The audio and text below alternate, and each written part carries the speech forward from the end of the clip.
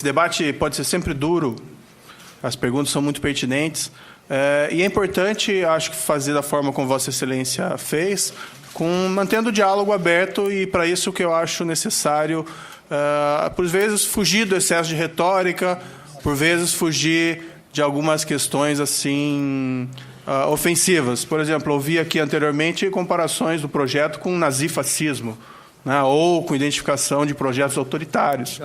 Eu acho que esse tipo de afirmação, além dela ser inapropriada, ela acaba fechando o diálogo e revela, com todo respeito a quem utiliza esse tipo de argumento, uma falta de tolerância em relação ao pensamento alheio. O fato de eu ter trazido esse projeto aqui representando a JUF também não tem nenhuma identidade específica do projeto comigo, então referi também a emissário mediático, como foi aqui falado, outra questão ofensiva e não acho apropriado. Mas, indo ao projeto especificamente dito, vou tentar responder rapidamente aqui as questões que foram colocadas. A questão da emenda constitucional. Existe a proposta da assim chamada emenda Peluso, e a JUF, até quando fez essa formulação, na justificativa, consignou que era uma proposta alternativa à emenda Peluso, mas nós somos absolutamente favoráveis que a emenda Peluso fosse aprovada. Nós não fazemos nenhuma questão que a JUF seja o carro-chefe dessa aprovação. Então, se o Congresso entender da possibilidade de aprovar a emenda Peluso, que ela é até mais ambiciosa do que o nosso projeto, que o projeto da JUF e o projeto agora apresentado nessa casa, nós não temos nenhum problema com isso. Ainda, ao contrário, ficaríamos inteiramente satisfeitos. E temos aí o exemplo do ministro César Peluso, que foi um ministro que se marcou durante seu trabalho dentro do Supremo Tribunal Federal por posições muito ponderadas, e algumas posições até extremamente garantistas. E apresentou, não obstante, um projeto que o efeito prático é muito similar ao que nós propomos aqui em projeto de lei ordinária. E não por isso foi qualificado de nazista, fascista, autoritário ou coisa que o vale. Então, acho que é importante manter o diálogo também, o debate, dentro dos limites aí da urbanidade, quando se debate essa questão. Acima de tudo, porque quando nós não mantemos essa urbanidade, só com a internet da Oi você ganha 3 meses de Netflix para cometemos exageros retóricos, muitas vezes nós escondemos aí uma argumentação mais substancial. A questão da presunção de inocência, para mim isso é muito simples. A presunção de inocência na nossa Constituição, ela comporta várias interpretações. Aqui nós temos que ser francos, os operadores do direito, os juristas, que ela admite tanto a conformação que foi dada no habeas corpus 84.078 pelo Supremo, exigindo o trânsito julgado, como a anterior, que era do plenário do Supremo Tribunal Federal. O direito não tem respostas absolutas. Agora, também podemos, como disse lá, recorrer ao direito comparado. Nós temos na França, nos Estados Unidos, a prisão como regra na fase de recurso. E não me consta que sejam países nazifascistas, ao que me consta, ganharam a guerra em 45, os aliados, e não exatamente o regime nazista. Então, eu acho que é absolutamente compatível aí com a presunção de inocência. Claro que há divergências interpretativas, e eu vejo o Supremo Tribunal Federal, em vários julgados dele mais recentes, dando sinalizações de que ele talvez reveja a posição no habeas corpus 84.078. O maior exemplo é o próprio ministro Peluso. Compunha aquela maioria, saiu e fez uma proposta exatamente oposta àquela interpretação que ele defendeu no 84.078. Mas tem outros ministros também. O ministro Gilmar Mendes, recentemente, em entrevista que foi veiculada no Conjur, declarou publicamente da necessidade de rever aquele sistema. O fato é que o sistema, da forma como está, favorece apenas a impunidade daqueles crimes mais complexos, que é exatamente a impunidade dos poderosos. Pode-se falar que existe muita prisão provisória no Brasil, pode-se falar do peso excessivo do direito penal em cima das camadas sociais menos favorecidas, mas o projeto não tem nada a ver com isso. O projeto foca outro tipo de criminalidade, que não é a criminalidade essa que acaba lotando as nossas prisões. Então, invocar esse tipo de discurso também, sinceramente, não tem consistência com o propósito do nosso projeto. No fundo, aqui é argumentar que o direito penal é muito pesado em relação aos pobres para defender que o sistema gere impunidade em relação aos poderosos. A questão do erro judiciário, muito bem colocado pelo senador Valadares. Sempre pode haver erro judiciário. A justiça, infelizmente, é uma instituição humana, ou felizmente é uma instituição humana, e sempre está sujeito aos erros. Mas esse erro pode acontecer tanto com o trânsito em julgado, como sem o trânsito em julgado. O que o projeto quis fazer, para evitar diminuir o erro judiciário, foi exatamente estabelecer, olha, então vamos esperar o acórdão condenatório em segundo grau. Não vamos seguir lá o modelo francês ou o modelo americano, em que a prisão se... Você e sua equipe têm trabalho para entregar. Com Monday.com é fácil, legal e simples. Se vai após o primeiro julgamento. Vamos aguardar, então, o julgamento colegiado em segunda instância, com deliberação de provas. E, além disso, vamos prever no projeto a possibilidade de ser concedido efeito suspensivo no recurso pelos tribunais superiores, quando demonstrada a plausibilidade. Então, uma série de válvulas de escape, válvulas de segurança, que nós acreditamos que minorem muito o risco do erro judiciário. Mas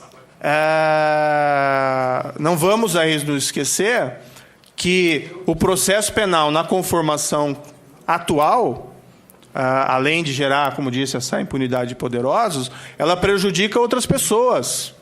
Existe uma vítima de um crime. Por vezes é uma pessoa física específica, por vezes é a sociedade. Então, também ouvi algumas frases que não me parecia aqui, o Estado malvado contra o indivíduo bonzinho. Nós temos que proteger o indivíduo no processo penal, mas nós temos direitos das vítimas que devem ser resguardados. Nós temos os direitos da sociedade, a integridade do erário. Isso também tem que ser objeto do processo penal. Objeto do processo penal, ou melhor, o processo penal tem por função garantir a defesa do indivíduo, mas também tem a função de garantir a defesa da vítima e da sociedade contra o crime. Então, não se pode apenas pensar num lado. E esse processo, da forma como está, com esses processos de crimes mais complexos, levando décadas e muitas vezes chegando apenas à prescrição, desprotege exatamente essas vítimas. Por vezes, as mais desfavorecidas.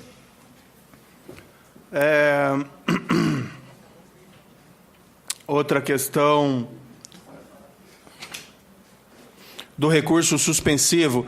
Na prática, o nosso processo penal, embora fale, a nossa lei fale que o recurso especial e o recurso extraordinário não tem efeito suspensivo, na prática tem, porque o Supremo acabou entendendo naquele precedente que não pode haver prisão antes do trânsito julgado, salvo prisão cautelar.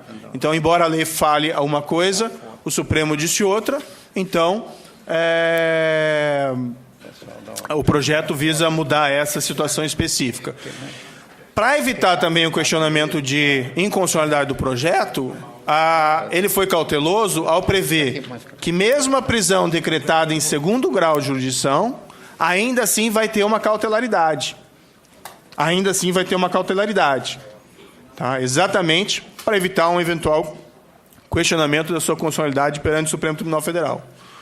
Então, existe também esse mecanismo que visa evitar esse tipo de problemática. Agora, tem que ser uma cautelaridade diferente daquela cautelaridade da prisão antes do julgamento até então, porque senão o projeto seria inócuo. O que foi proposto no projeto, e aí nós nos baseamos na legislação norte-americana a esse respeito, é que após o acórdão condenatório, há uma inversão da carga de demonstração dessa cautelaridade. Até então, a acusação tem... Você quer receber um aluguel de R$ 1.823 por mês sem ter imóveis? Tem que demonstrar que não há risco que arrisca o processo e que, portanto, deve ser imposta uma prisão cautelar antes do julgamento. Depois do acórdão condenatório, já havendo uma certeza provisória em relação à responsabilidade criminal do acusado, seguindo a proposição da legislação norte-americana, a ideia é uma inversão do ônus dessa demonstração. Viola a presunção de inocência em matéria probatória? Não. Presunção de inocência em matéria probatória significa que a culpa, a responsabilidade criminal deve ser provada pela acusação acima de qualquer dúvida razoável, sem que qualquer ônus probatório seja imposto ao acusado no processo. Mas não significa que outras questões no processo penal não possam haver outras cargas ou regras de decisão que as orientem. Então, para evitar esse tipo de questionamento, nós mantivemos uma cautelaridade, mas é uma cautelaridade diferente. Para finalizar aqui, não quero me estender muito, deixando espaço aí para todos falarem, o que eu acho que é importante, existe um certo consenso de que o nosso processo criminal ele não funciona em relação a certos tipos de crime. Em parte, ele funciona muito em relação a outros tipos de crimes. O que se quer com esse projeto é que hajam, condenações e prisões de melhor qualidade dentro do processo penal.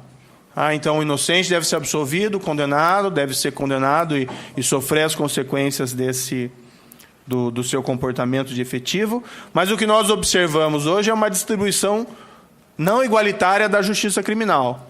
Ela cai muito pesadamente em cima de umas pessoas e cai, se é que cai, ou cai talvez no sentido literal que ela não chega a ser efetiva, em relação a crimes de outros estratos. Essa reforma visa exatamente resgatar a efetividade do processo criminal para essa criminalidade mais complexa.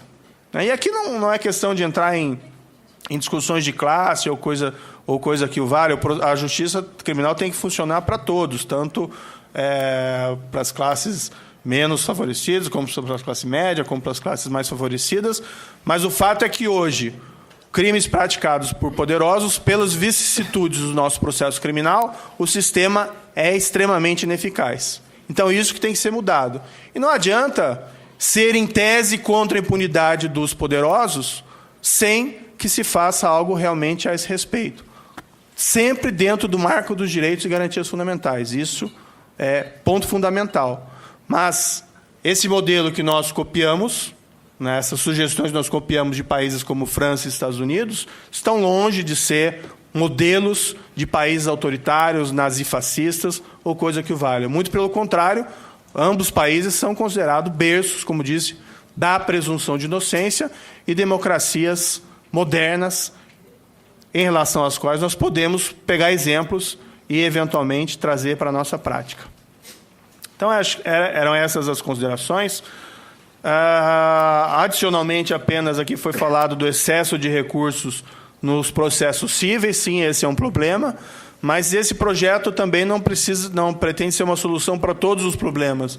Então, é uma verificação pontual de problemas dentro do nosso processo penal e acreditamos que, se ele for aprovado, se os senadores assim decidirem, após a deliberação devida, evidentemente, se essa proposição merecer a graça do Senado de ser, então, aprovada, vai representar um significativo avanço dentro do processo penal brasileiro, sem, com todo o respeito, os graves problemas colaterais que foram colocados aqui anteriormente. Não é um projeto, de nenhuma maneira, radical ou autoritário. Muito pelo contrário, segue uma posição bastante ponderável, a prisão a partir do acórdão condenatório de segundo grau, e com possibilidade de suspensão da execução desse julgado por um tribunal superior, quando demonstrado plausível o recurso. A consequência de não se mudar o sistema e adotar apenas medidas cosméticas vai ser que o sistema vai permanecer como está, e não é um sistema compatível, no nosso entender, com um modelo que se espera de um Estado democrático de direito, que a justiça deve ser igual para todos. Obrigado. Aqui é longe de tudo. Pegar a moto e ir pro trabalho.